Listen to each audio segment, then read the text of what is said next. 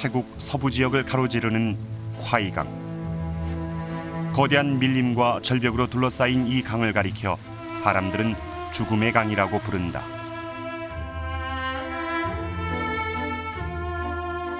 (2차) 세계대전이 한창이던 1942년 이곳에선 태국과 미얀마를 잇는 철로 공사가 시작됐다. 공사 도중 목숨을 잃은 연합군 포로는 2만여 명.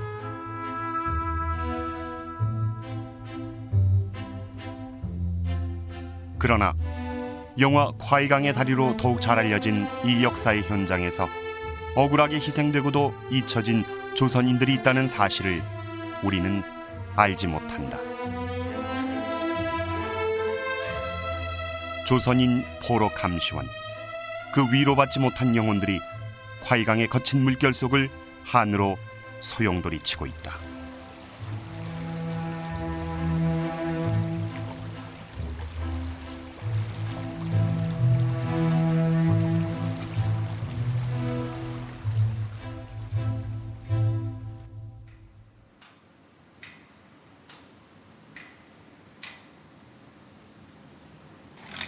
태국 남부지방에 위치한 칸차나부리. 이곳에 역사상 가장 많은 인명피해를 낸 공사로 기록된 콰이강의 다리가 서 있다. 지금은 관광지로 변한 이 다리는 태국 정부가 세계 2차 대전 당시 일본군이 건설한 철교를 본따 다시 세운 것이다.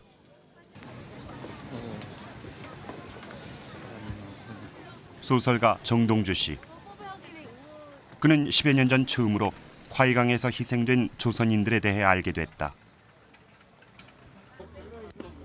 역사의 진실을 찾아 나선 그는 5년여의 노력 끝에 소설 콰이강의 다리를 내놓는다. 이 콰이강의 다리는 기록에 의할 때 하루에 많을 때는 희생자가 300명 이상 나왔다는 하는 그런 인류 역사상 가장 많은 희생자를 낸 다리이기도 합니다만,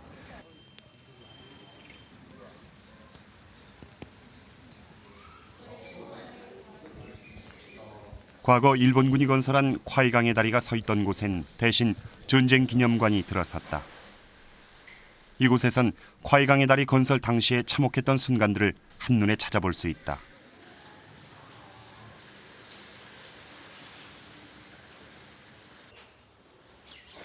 기념관 한쪽엔 공사 당시 상황을 재현한 모형 인형이 전시돼 있다. 조선인 포로 감시원들은 공사 현장에서 일본군을 대신해 연합군 포로들을 감시한다.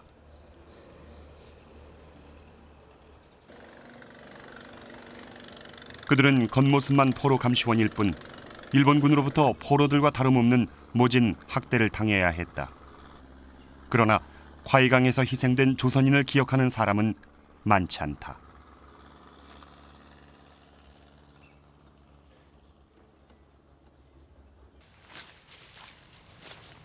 그게? 칸차나부리에서 콰이강 교각 공사에 동원됐던 한 태국인을 만날 수 있었다. 17살의 나이에 철로 공사장에서 일했던 부미 씨는 당시의 상황을 비교적 자세히 기억하고 있었다.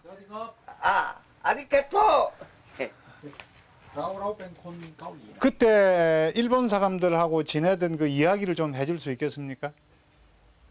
เฉลยพวกนี้เขาก็ญี่ปุ่นเอามาไงที่มันตีอะไรสิงคโปร์ได้แล้วก็ตีมันตีได้หลายแห่งมันก็ขนมาเมืองไทยเนี่ยจัดกันยังไงมันลำบากเป็นไข้มาลาเรียเป็นไข้ไอ้ยุงมันกัดแล้วก็เป็นไข้มันแล้วก็เป็นไอ้เขาเรียกว่าคนไทยก็เรียกฝีดาษใช่ไหมเป็นจุดเนี้ยทำงานกับญี่ปุ่นยังเก็บของไว้นั่นเห็นป่ะที่เก็บไว้นั่นแหละของญี่ปุ่นน่ะเนี่ยเหล็กของญี่ปุ่นเนี่ยมาดูเลยเนี่ย 집안 한쪽 벽엔 철로 공사 당시 사용했던 도구며 철모 등이 고스란히 남아 있다. 온갖 중장비를 동원해도 험난했을 공사. 그러나 일본군은 단지 포로들과 현지인들의 맨손의 의지에 공사를 완공시키려 했다.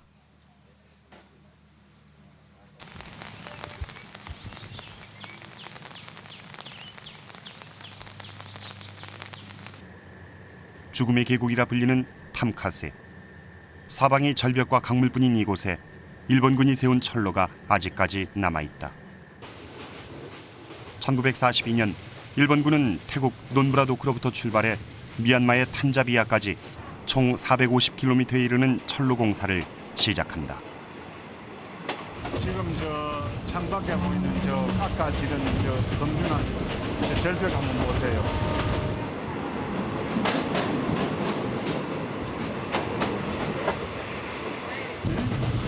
저기 어떻게 사람이 저기다 길을 낼 생각을 했겠어요. 동남아시아를 가로지르는 가장 빠른 보급로였던 이 길에 태국과 미얀마 정부도 철로를 건설하려 했지만 워낙 산세가 험해 포기했다. 태국 정부는 공사 기간만 5년 이상이 걸릴 것이라고 예상했지만 일본군이 생각한 공사 기간은 1년 6개월에 불과했다. 일본군은 태면 철로 공사에 800여 명의 조선인을 포로 감시원으로 끌고 온다. 그로부터 4년 뒤 고국으로 향하는 귀환선을 탄 사람은 300여 명뿐이었다.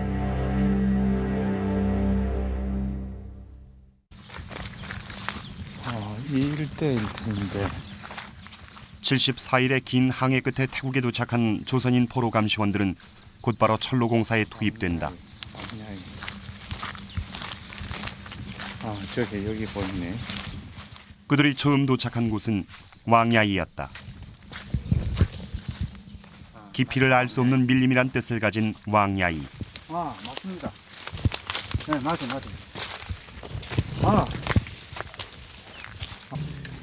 시야를 가로막는 대나무들 때문에 한 발자국도 제대로 내딛기 힘들 정도다. 나무가 이맛이다 이거. 오, 이거 못 나가겠는데. 밀림, 이거 완전 밀림 숲이야 이 대나무가. 단단형 긴 대나무 가지들은 오랜 세월 사람이 찾지 않은 곳임을 알려주는 듯하다. 날카로운 가시로 뒤덮인 대나무 숲 사이에서 한참을 헤맨 끝에 일본군의 병영으로 보이는 흔적을 발견할 수 있었다.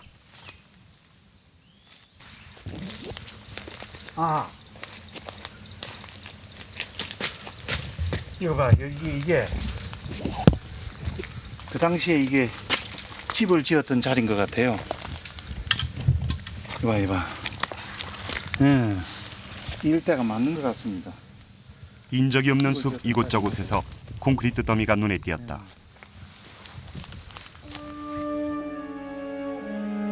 왕야이로 끌려온 조선인 포로 감시원들은 그날부터 병영 건물을 짓기 시작했다.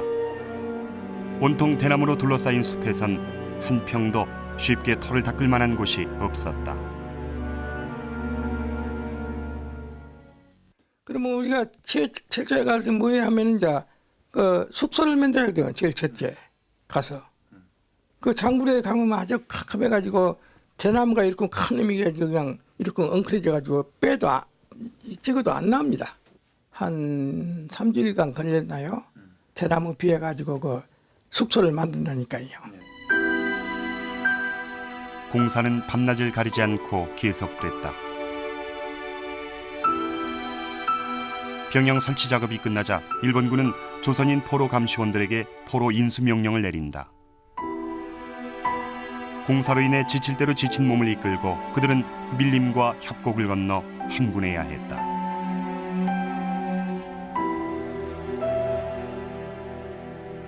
조선인 포로 감시원들은 칸차나부리 포로 수용소에서 태어나 처음으로 눈이 파랗고 키가 큰 연합군 포로들과 마주친다. 그들의 눈에 비친 포로들의 모습은 너무나 초라했다. 그때만 해도 벌써 포로들 건강 상태가 좋지 못했어요. 예. 그래가 이제 그 숙소가 비가 오면 비가 막 셉니다. 그리고 이제 양식 같은 것도 충분히 없고 그들은 이제 쉬는 것도 제대로 쉬지 못하고.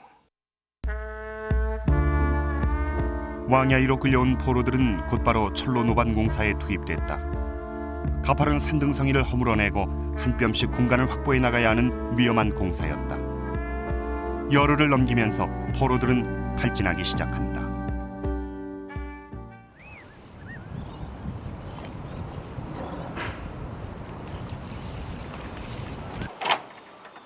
호주 시드니에 살고 있는 올해 84살의 톰 유렌 씨. 그는 2차 대전 당시 연합군으로 참전했다. 동남아시아 전장에서 일본군의 포로가 된 그는 다른 호주군 포로들과 함께 태면 철로 공사에 투입됐다. 1차 대전 이후 맺어진 전쟁 포로에 관한 협약은 포로들에 대한 가혹 행위를 금지하고 있었지만 일본군은 약속을 지키지 않았다. I was on what they call the hammer and tap. You swing an 8-pound plumb hammer and drill this. And as I explained earlier, you drill a hole a metre deep. Now, they started us off at 1 metre a day. Then they wanted 2 metres a day. Then they wanted 3 metres a day. And then that wasn't enough. They kept us going all day. Now, it's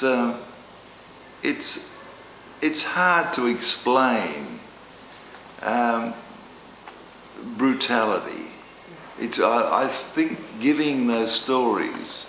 I mean, I've been hit with everything from wooden clogs to iron bars. 왕야이에서 7달에 걸친 노반 공사 끝에 연합군 포로와 조선인 포로 감시원들은 헬파이어 패스에 도착한다. 이야, 이걸 어떻게 깎았을까? 바위를 잘라가지고. 여기 침묵이 보이네. 남아있구나. 침묵이 남아있네.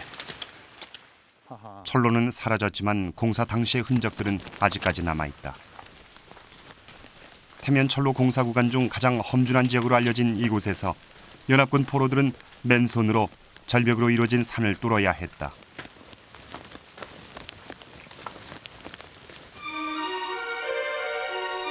절벽 위에서 괭이질을 하던 포로가 발을 헛디뎌 굴러 떨어지는가 하면 절벽 밑에서 공사를 하던 포로는 떨어진 돌에 맞아 목숨을 잃었다. 사망자가 하루에만 100여 명을 헤아릴 정도였다. 침목 하나에 시체 하나란 말이 나올 정도로 험난한 공사가 계속됐다. 가면서 길도 없고 그러니까 이제 처음으로 그냥 뚫고 가는 것이 되게만 가지고 잘못 간다 치면 또 이쪽으로 좌로 가고 좌로 못 가면 이제 또 우로 가고 그러다가 가는 사람은 그냥 죽어버리고 이제 포로들도 그냥 가다가 그냥 죽어버리고 이제 응급전에 잡은 것이 덜벅 잡았더니 죽은 사람은 다리를 그냥 잡아가지고는 며칠고 그냥 아무리 씻어도 비누도 없인 게 또 비누나 있단 말이야. 비누도 없인 게 명물을 씻는데 그냥 손에서 하루가 냄새만 나. 절벽 아래로 헬파이어 패스에서 목숨을 잃은 연합군 포로들을 위한 분향소가 마련돼 있다. 그들은 치료할 약도 의료진도 없이 서서히 죽어갔다.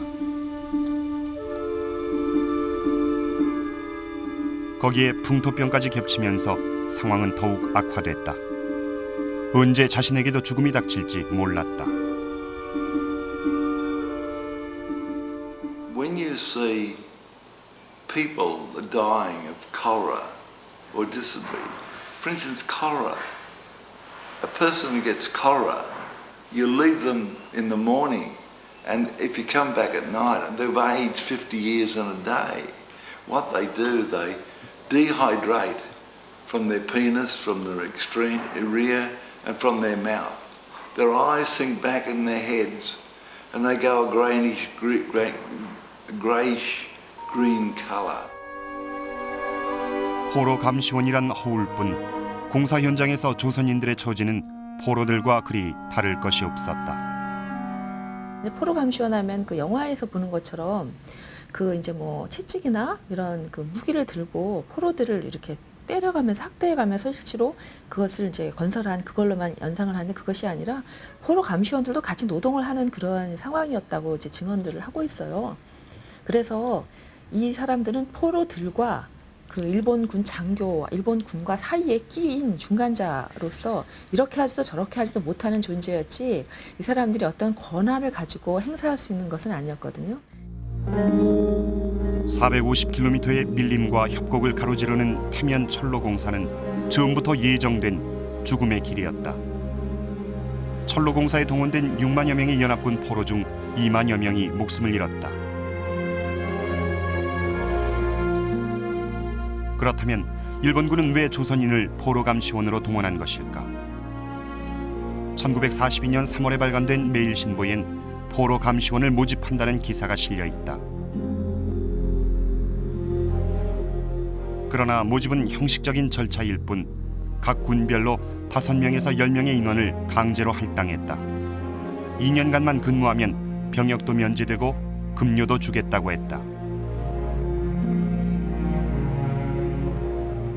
정세가 말이지 젊은 놈이 집이 하루라도 있을 수가 없고 어디까지 끌려간다. 틀림없이 끌려가니까. 그리고 또 바로 우리 집 내 친구 하나가 한 몇 달 전에 한 사람 그냥 잡아가 버렸거든. 그러니까 갔다 오면은 이개년 갔다 오면은 그때는 이제 징병제도가 아니었어. 아직도 징병제도 없고. 그러니까 혹은 그 이개년 갔다 오면은 징병도 못 면들라니도 모르고 또 포로 감시라 하니까 일선도 아니고 안전하다. 예, 안전하다. 그러니까 갔다 오면은 되지 않겠냐. 42년이라는 시기는 굉장히 많은 사람들이 동원이 돼가는 시기예요. 그렇기 때문에 여기에 응하지 않고 더 좋은 피할 수 있는 길은 없었으니까 이것을 이제 응하게 된 것이거든요.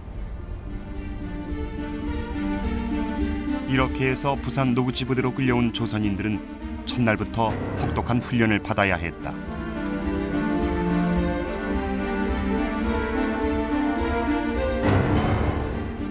새벽부터 늦은 밤까지 군사 훈련이 계속됐다. 그러니까 우선은 포로 감시원을 한다니까 포로의 풍속 습관이나 혹은 언어나 그런 것을 교육받을 줄 알았거든요. 그런 것은 일절이 없어요. 뭐 자나 깨나 야선하는 식, 전장하는 식, 총칼을 다지는 식 그런 것밖에 없어요.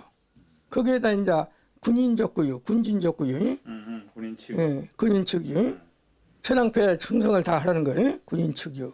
너희들 지금부터 훈련을 일본 사람으로 만들어준다 하면서 뺨을 쳤네. 매일과 같이. 매일과 같이 맞았어. 뺨. 두드려 맞는 훈련이에요. 부산서 훈련 받을 때. 지가 미처 못 두든다 치면은 양쪽에 일개 분대면 30명이면 30명서 맞서서 때려가지고 가만히 때리면 지가 와서 때린 게 그냥 막 두들지. 그래가지고 뺨이 그냥 부어가지고 밥을 못 먹을 정도고.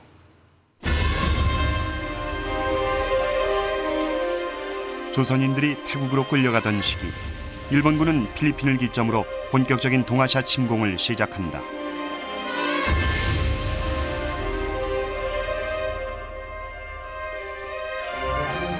주로 해상 보급로를 이용하던 일본군에겐 새로운 보급로가 필요했다. 일본군의 해상 보급로가 연합군 잠수함과 폭격기의 집중적인 공격 목표가 됐기 때문이었다.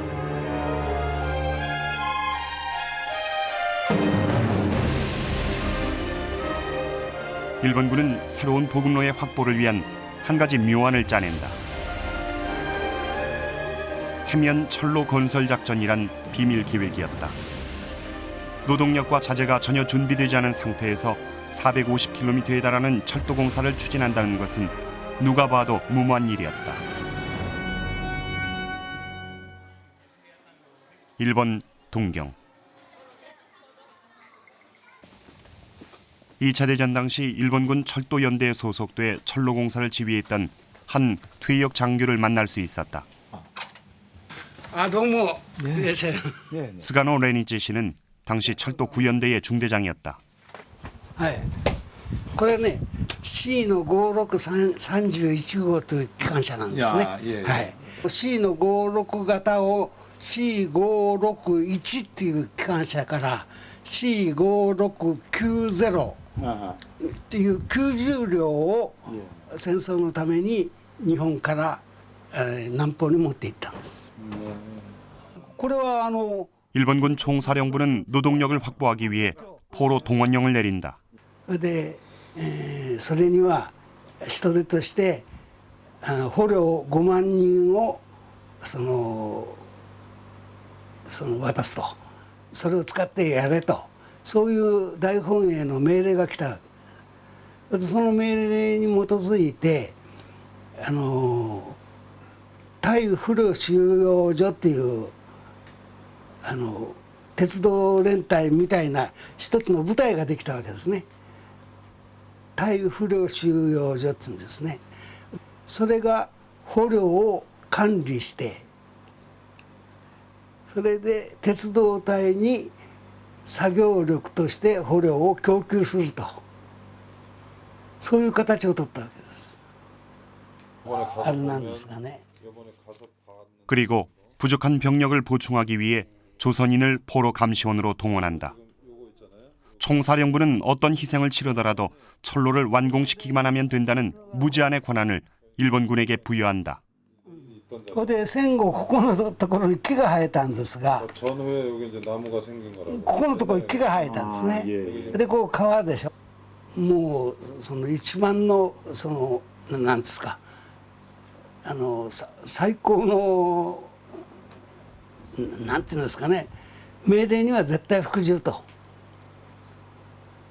でこれは大本営の作戦命令で鉄道を作れ、捕虜をつけると、そういう命令で起こされたんですから、その捕虜を我々は使うっていうことに対してはその当時は何も考えませんでしたね。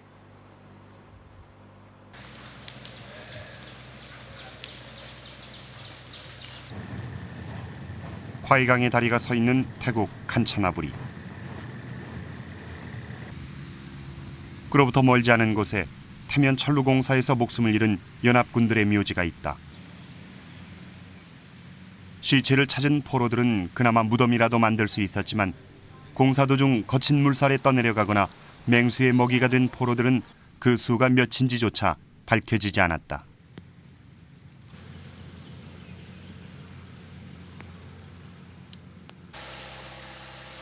철로 도반 공사를 끝낸 일본군은 철로와 철로를 잇는 화이강 철교 공사에 들어간다.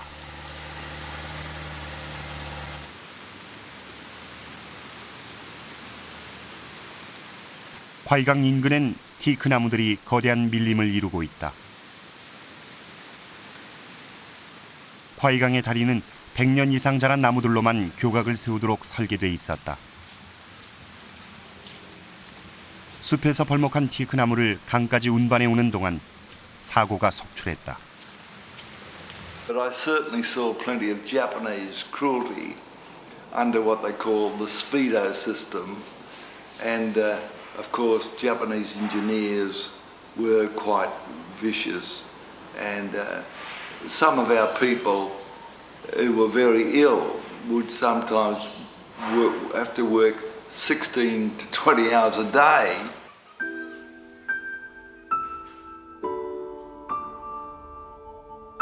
조선인 포로감시원으로 화이강 교각공사에 동원됐던 오행석 할아버지는 60여 년이 지난 지금도 그때의 끔찍했던 기억을 잊지 못한다.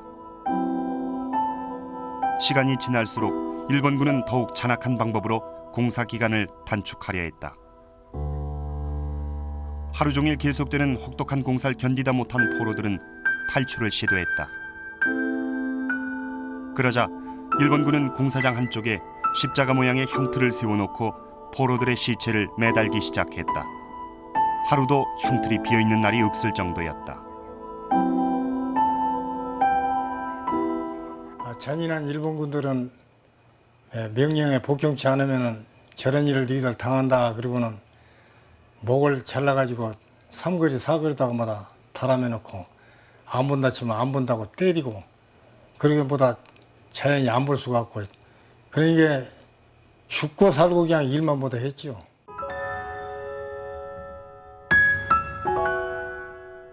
일본군은 직접 나서지 않고 대신 조선인 포로 감시원들에게 형틀을 만들게 했다.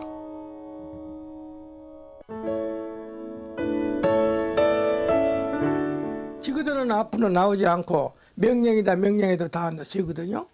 그럼 이제 제일 밑에 있는 놈들 이제 우리들이 합발해서 이제 그런 명령을 복종해서 이제 일을 시키고 그렇게 되거든요. 그럼 포로들은 뒤에 있는 일본 구dom도 전면에 있는 저 고량가도가 아주 싫다는 거지 아주. 포로를 상대하는 것은 언제나 조선인들이었다. 일본군은 공사 현장과 조금 떨어진 곳에서 포로 감시원들의 행동을 일일이 감시했다. 이제 일본이 식민지 지배 정책을 할 때 이것은 일관되게 나타나는 현상이라고 볼 수 있는데요. 그 조선에서도 이제 헌병 보조원이라든가 면에서 일하는 사람들이라든가 이런 사람들을 조선인을 써서 직접 수탈을 하게 또 착취를 하게 하는 역할을 맡김으로써 그 이제 책임 부분을 일본인이 아닌 조선인에게 두게 하는 방법이죠. 이것처럼 포로 감시원의 경우도 포로와 직접 면대하는 사람을 일본인이 아닌 조선인을 둠으로써 이후에 책임에서 면하고자 하는 그런 의도도 있었다고 생각합니다. 조선인 포로 감시원들도 포로들과 마찬가지로 굶주리고 비용들어 있었다. 그러나 포로들의 눈에 그들은 일본 군복을 입은 일본인일 뿐이었다. 공사가 시작된 지 20개월 만에 태면 철로가 제 모습을 드러냈다. 철로 개통식 날 일본군과 연합군 조선인들은 너나 할 것 없이 환호성을 질렀다.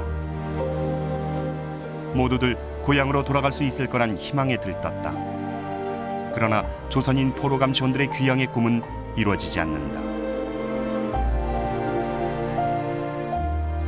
1945년 8월 15일 결국 일본은 패망한다.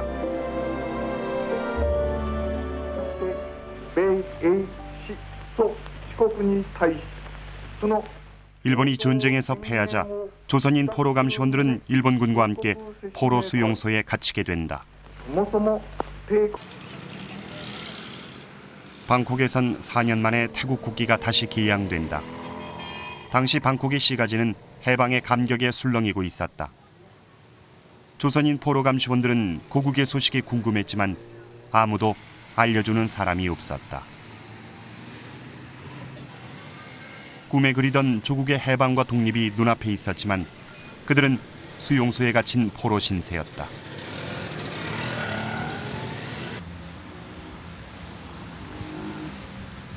태국 방콕에 위치한 방광 형무소. 감옥에 갇힌 조선인 포로 감시원들은 연합군에 의해 일본군으로 분류된다. 자신들이 조선인임을 증명할 수 있는 방법은 어디에도 없었다. 조선인 포로 감시원들은 순식간에 B, C급 전범 용의자로 낙인 찍히고 만다. 호주 포로가 몇 건 이렇게 집결지가 한 5건도 있거든요. 그래가지고 우리들이 그 앞에를 일일로 해가 쭉 걸어갑니다. 걸어가면은 포로들 그 있는 놈이 너 좀 나오라는 거야. 가만 하거든요. 가만 하거든. 너 좀 나오라는 거, 이리 나오라는 거예요. 그것이 즉 전범 혐의자의 체포의 순간이에요. B, C급 전범 용의자가 된 조선인들은 싱가포르 창기 형무소로 이감돼 연합군으로부터 재판을 받는다. 포로 감시원인 조선인들에겐 자신의 처지를 설명할 수 있는 기회조차 주어지지 않았다. 더구나 일본군은 자신의 혐의를 조선인 포로 감시원들에게 덮어씌우기까지 했다. 재판이 시작되자 사태는 예상치 못한 방향으로 전개됐다. 하치스카 소자가 앞서 했던 말을 번복한 것이다. 과거에 부하가 저지른 모든 일은 저와 아무 상관이 없습니다. 단지 우린 군의 명령에 따라 그 명령을 전달한 것일 뿐입니다. 후의 일은 부하가 마음대로 한 짓이며 저와는 일체 관계가 없습니다.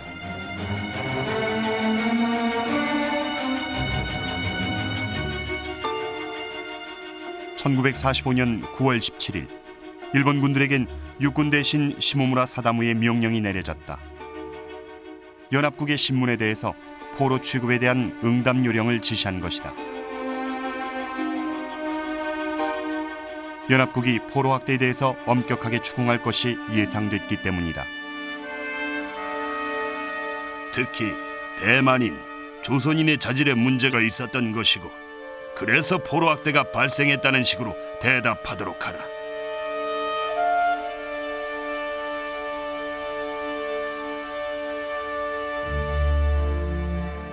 결국 혐의를 벗지 못한 조선인들에겐 사형이 언도됐다. 당시 옥중에서 쓰여진 조선인 사형수들의 절필 유고엔 고향에 대한 간절한 그리움이 묻어있다. 그들은 사형대로 끌려가기 전 마지막 순간까지 이 유서를 썼다고 한다.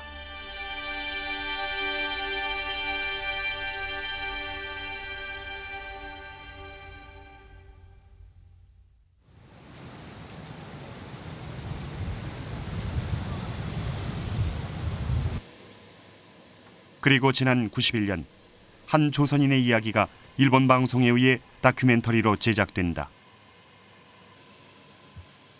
조문상이란 이름의 조선인 포로감시원이 어떻게 태국에까지 끌려와 전범이란 이름으로 죽어가야 했는지를 다룬 내용이었다.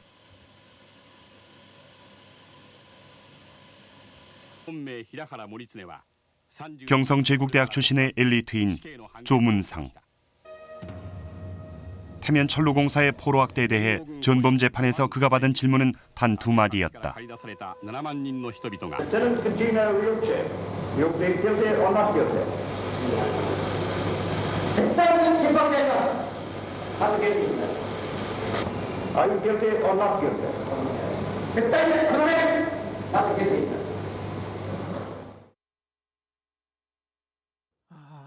아리랑 아리랑 아라리요 아리랑 고개를 건너간다 나를 버리고 가시는 님은 심리도 못 가서 발병 난다 아리랑 아리랑 아라리요 아리랑 고개를 넘어간다. 참말로 내가 못담새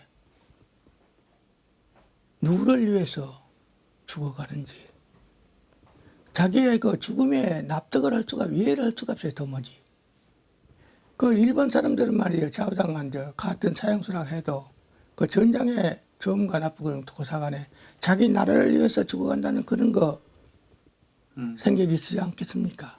근데 우리들은 그 생각조차 못 한단 말이죠. 결국 조문상은 일본군의 포로학대에 대한 책임을 대신 짊어진 채 연합군에 의해 처형되고 만다. 당시 그의 나이 26이었다. 戦後のやはり日本というのが果たしてしっかりした戦後責任というものを取ってきたかどうかでこの長文さんという方々のような方々人々をですね日本というのは本当に分かった上で戦後の責任というのを取ってきたかどうかそういったことも一度考え直した方がいいんではないかというものすごく大きな動機がありましてそれで長文さんを主人公にしながら番組作りたいと思ったんですね。で日本の戦争がなければこういった人々っていうのは決して生まれてこなかった。 태면 철로공사에 동원된 조선인 포로감시원들 중 14명이 재판 후 처형됐다. 그러나 사형에 처해진 일본군 A급 전범은 7명에 지나지 않았다.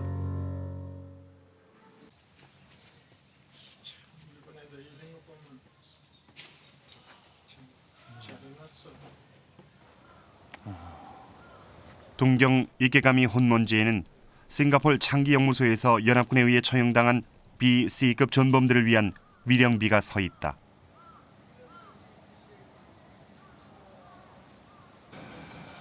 조국에서는 기억도 못하는 사람들인데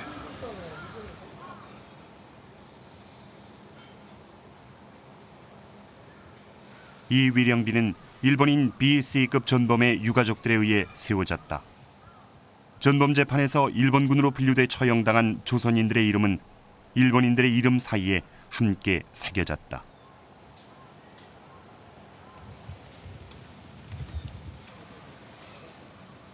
사형당한 조선인들의 유골은 전범이란 이름으로 낙인 찍힌 채 그토록 그리워하던 조국으로 돌아갈 수 없었다.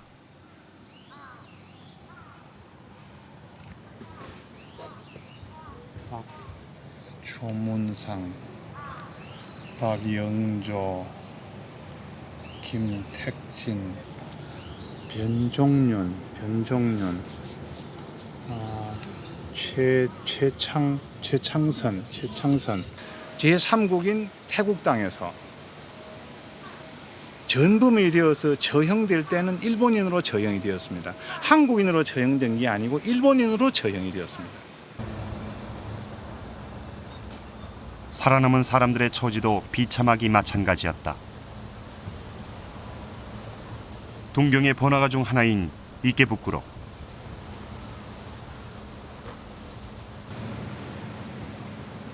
일본 최고층 건물인 선샤인 빌딩이 위치한 이곳은 2차 대전 당시 스가모 형무소가 있던 자리다. 미일 안보 조약이 체결된 후 스가모 형무소로 이감된 조선인들은 1955년 8월 가석방으로 풀려난다. 포로가 돼 투옥된 지 10년 만의 일이었다. 그러나 그들에겐 갈 곳이 없었다.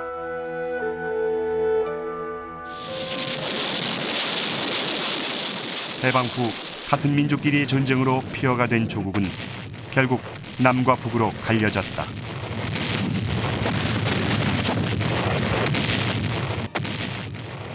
일본의 전쟁에 협력한 사람이라는 인식이 있었던 것 같아요. 전범까지 되었을까? 이렇게 부정적으로 보는 시선이 우세했던 것 같습니다. 친일파, 심지어는 매국노라고 매도를 하는 사람들까지 있었다고요. 일본 동경에 위치한 우천사. 전범재판에서 처형된 조선인의 유골들이 안치돼 있다. 지하 보관실 어디인가 있을 유골들의 촬영을 요청해 보기로 했다. ちょっとお願いがあるんだけどね、今韓国からお客さんがこういう側に来てるんでね、ちょっと遺骨の安置所の入り口にありますよね。証拠台なんかがありますよね。安置所の入り口に。私どもですね、厚生労働省の許しがない限りは皆さんの要望には応えてないんですよ。だから撮影したいんだったらやっぱり厚生労働省の許可をもらわないと絶対。 결국 관계자는 카메라의 출입을 거부했고 단지 유골들의 분양을 할 수 있도록 허락해 주었다.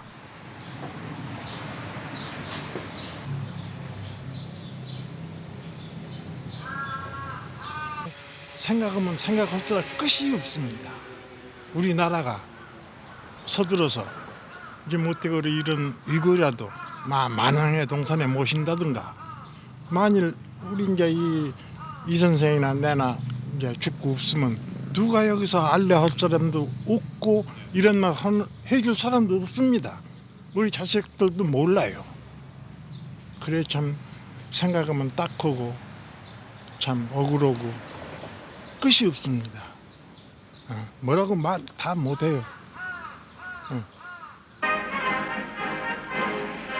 불행했던 과거의 한일 관계를 청산하고 영광스러운 새 역사를 창조하기 위한 한일 협정이 1965년 한국과 일본 정부는 한일 행정협정을 체결한다. 일제 강점기에 대한 단 한마디의 사과도 받아내지 못한 채 한국 정부는 일본을 우방 국가로 인정한다. 이로 인해 조선인 전범들의 보상 문제는 가로막히고 만다. 그전까지는 우리가 일본 나라의 정부의 요청을 가면은 말을 들어주면서 검토하겠다가 선처를 하겠다. 이렇게 말이 나왔단 말이죠. 한일 행령이 있기 전에는. 그래가지고 한동안은 그냥 지금이라도 그 무슨 우리들하고 합의가 될 그런 분위기가 있었어요 한때는. 그러나 한일은 탁탁이 되니까 뭐 태도가 180도 전환되어가지고 다 끝났어 당신들. 한국 정부의 태도에 실망해 일본으로 귀화하는 사람들이 하나둘씩 늘어나기 시작했다.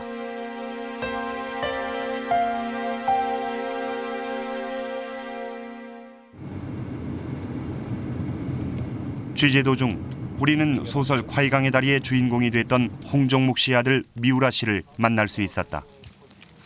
자, 반갑습니다. 우리가 네. 取れてます 그 큰아드님이신가? 둘째? そうです 아, 큰아들. 예.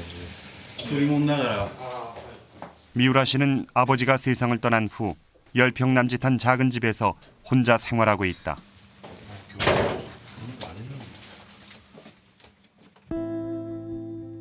한 일간지의 기고를 통해 콰이강에서 희생당한 조선인들의 비극을 세상에 알리기도 했던 홍종묵 씨는 비품을 수집하며 힘든 삶을 살아야 했다.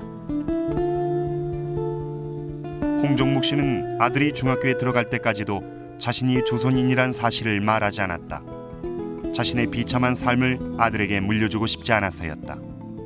그래서 아들이 일본인으로 귀화하겠다고 말했을 때도 반대하지 않았다.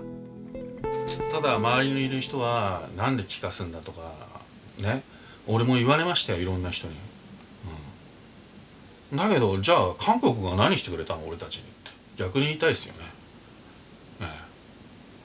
日本政府も何もしてくれない、韓国も何もしてくれない、それで祖国祖国っていう方がおかしいんじゃないのと俺から言わしたら、生まれて育ったとこが祖国だとしたらそれはそうなのかもしれないけど、現に僕たちはここで生活してるし、ここで生きていかなきゃもうしょうがないわけですよ。で何回か親父も向こうに帰ったけどあんまりいい顔されなかったんでね、弟さんに。で結局親父が死んだ時も報告したけど電話でそのまま何も連絡ないし。 귀화는 일본에서 살아가기 위한 어쩔 수 없는 선택이었다고 스스로를 위로해온 미우라 씨. 그러나 그는 아버지를 기억하고 아버지의 억울한 죽음을 이해하는 사람들을 만나자 그동안 애써 참아왔던 눈물을 터뜨리고 말았다.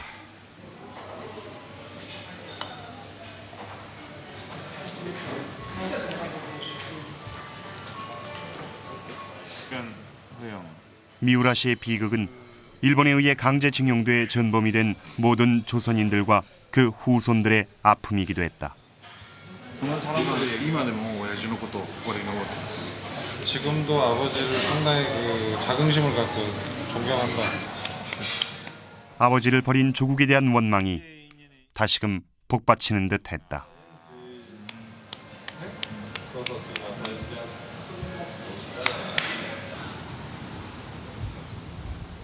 (1991년) 살아남은 조선인 포로 감시원들은 일본 정부를 상대로 정식 소송을 제기한다. 8년간에 걸친 법정 투쟁에선 결국 패하고 말았지만 그들의 싸움은 아직 끝난 것이 아니다. 이학래 씨를 비롯한 동진의 회원들은 재판을 도와준 우쯔미 아이코 교수와 함께 조선인 전범들의 보상에 대한 법률안이 국회를 통과하도록 요구하고 있다.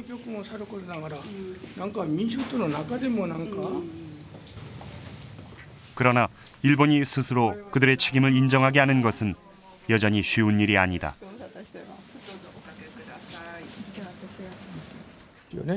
その中身についてはこちらも両国間の国家間のこの交渉の内容は定かじゃないんだけど、どちらにしても私たちの問題は日韓改元の正規権の対象になってないんだというふうに私たちは理解しているわけですよ。仮にそういった決め方をしたとしても、これは私たちが日本政府に対する要求する一つの権利だと思っているんですよ。日本人全体とするともう戦後世代の方が圧倒的に多い。で国会の中の状況も同じような状況ですから、一般論からすれば戦争責任の解決の課題に関しては、認識が深まっているとも広がっているとも、残念ながら言える状況ではないと思います. 하지만 자신과 억울하게 죽어간 동료들의 명예를 되찾는 일이기에 그는 이 싸움을 결코 포기할 수 없다. 結局日本の植民地支配というのは1945年では終わっていない。結局その時の問題をこういう具体的な一人一人の人たちが今なお背負って日本の中で生きている。この問題に私たちがこの問題を解決する、ないし彼らの運動をなんとかサポートしなければですね、日本の朝鮮植民地支配の責任は取れないっていうのは一人一人の日本人がやっぱり考えていくことだっていうふうに思ってたので、私は裁判をサポートしながら 일본 정부를 상대로 한 법정 투쟁이 진행되는 동안 많은 동료들이 세상을 떠났다. 이제 남은 사람들마저 세상을 떠나고 나면 그들은 전범이란 이름으로 영원히 일본 땅에 남겨져야 할지도 모른다. 어린 백성이 되었던 그 슬픔, 그건 내 자신 문제죠. 그런 슬픔은 있습니다. 앞으로 여생이 별로 남아있지 않아요. 그러니까 지금 남은 여생을 지금 좀 꼭 좀 이 국가보상 문제를 꼭 해결을 해야 되겠어요.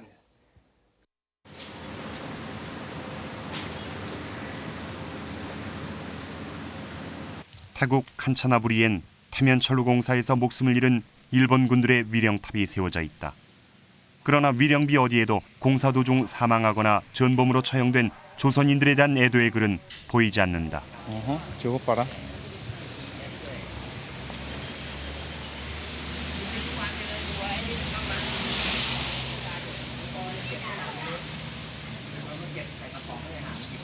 취재운동하지.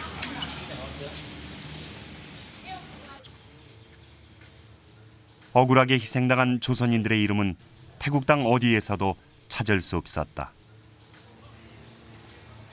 일본 사람들은 이곳에서 곳곳에다 이런 크게 위령탑도 세우고 여러 가지 기념물을 세우고 이러는데 우리 한국 사람들은 그리 억울한 죽음을 당했음에도 불구하고 어디 한국이라는 자치가 없네. 이게 어디 나라 있는 백성이라고 할 수 있나 이게?